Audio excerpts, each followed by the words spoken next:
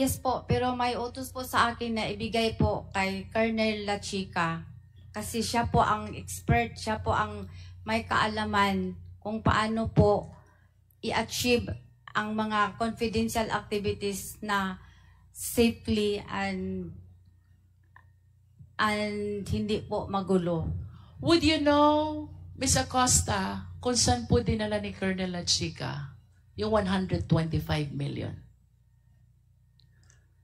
Di ko po na po alam, ma'am, kasi sa kanya na po yun discretion kung Hindi po niya discretion yun, ay, ma'am. sa kanya na po yung Please trabaho. understand, kayo po ang special disbursing officer.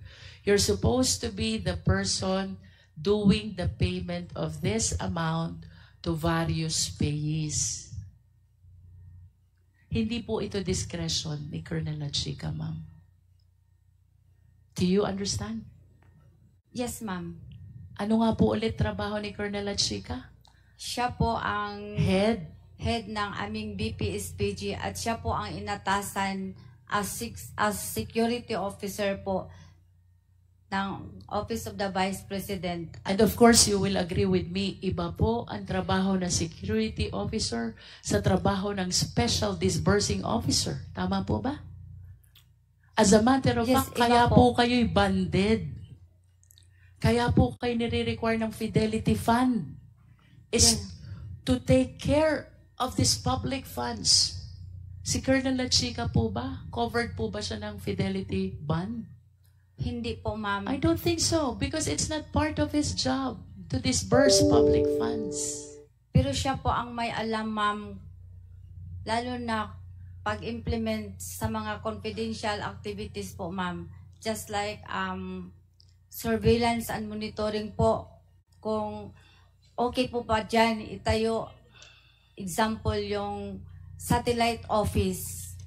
Even when he is aware of the implementation of the surveillance activities, you, as a special disbursing officer, should be the one actually paying all the recipients.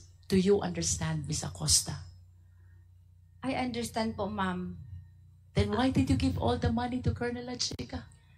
Because po may utos po si Ma'am Inday Sara na sa kanya ko po i-release. Kasi siya po ang nakakaalam kung paano po i-implement ang mga programs and activities in line po sa confidential fund. Siya Okay. po ang mag-survey, surveillance and monitoring po. Sa kanya po yun, wala po akong alam. Ms. Acosta, I hope you realize that it is incumbent upon you as the special disbursing officer to know all the recipients of the entire 125 million. And it is totally wrong to say na wala kayong alam. Because in the first place, trabaho nyo po to disburse these funds to the various number of recipients. Let us proceed to liquidation report. Secretariat, kindly flash the liquidation report.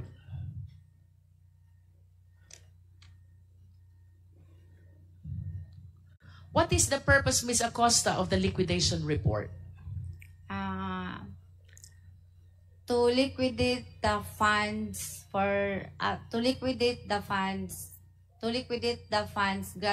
on confidential funds po. Ililiquidate po. Ililiquidate, and by liquidate, we need to gather proof that indeed the entire amount was utilized for the intended purpose. Tama po ba? Tama po. What is your participation in this liquidation report? Yung binigay na po sa akin ni Sir La Chica ang acknowledgement. Ms. Acosta, receipt. please be directed to the left bottom part of the liquidation report. Correctness of the above data po, ma'am. Do you understand what that means? Yes po, ma'am. Ano pong ibig sabihin nun? Na ang pundo po ay nagamit ng maayos sa pamagitan po ng pagkuha ng mga acknowledgement receipt po na galing po kay Sir La Chica. You mentioned about acknowledgement receipts. Pag-usapan po natin yan.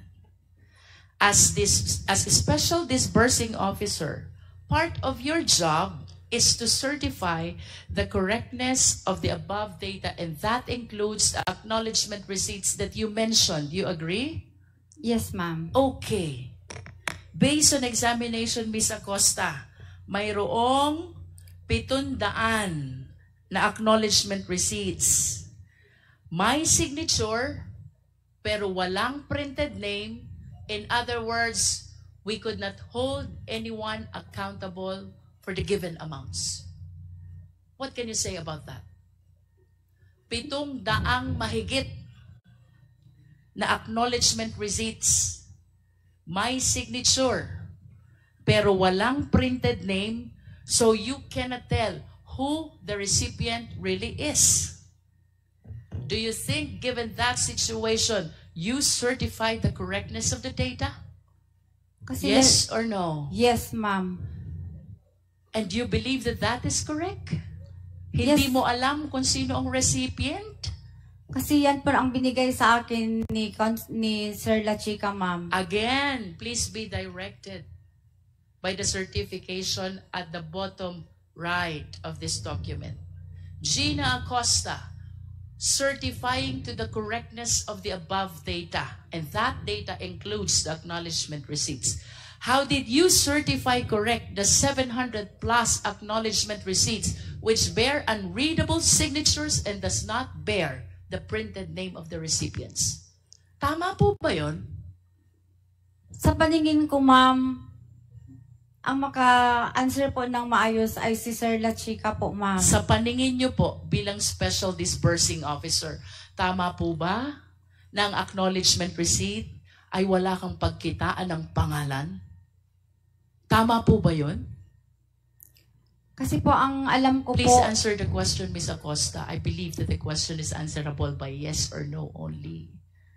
Kayo po ang Special Disbursing Officer, and you said from this liquidation report, I'm certifying to the correctness of the above data. 700 plus acknowledgement receipts with signature, unreadable, and without printed name. Tama po ba na i-certify na tama yung 700 mahigit na acknowledgement receipts na yon? Tama po o mali? Tama po, ma'am. Tama? Yes po, ma'am. Kahit wala pong pangalan? Kasi po, ang makasagot po niyan ng maayos, ma'am, pwede po si Sir La Chica. Okay, let's do this by way of hypothetical question. Kayo po ang accountable disbursing officer. Ibig sabihin, kayo po ang may pananagutan sakaling mawala, may mangyaring hindi tama, dito po sa 125 million. I hope you anchor your answer on the fact na kayo po ang mananagot dun sa 125 million as a special disbursing officer. Tama po ba nag-release kayong pera? Tapos yung acknowledgement receipt, walang pangalan ng recipient. Tama po o mali? Kung kayo po ang mismong magre-release ng pera, kayo po ba'y papayag na walang printed name ang acknowledgement receipt? Pwede po, ma'am, itanong po kay Sir La Chica po. kung No, ano the po ang question, nangyari. Ms. Acosta, is hypothetical, no?